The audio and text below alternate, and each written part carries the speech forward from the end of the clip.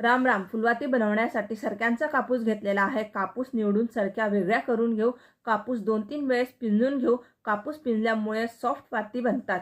आतून पोकळ बनतात. कापूसमध्ये कसरं असल्यास काढून घ्यावे. आता वाती कशा करायच्या त्या पाहूया. पहिली पद्धत, थोडा कापूस घेऊन पुन्हा पिंजून घेऊ, एकसारखा करून घेऊ आणि हे जे 2 टोक आहेत त्यांना हलक्या हाताने पीळ देऊ.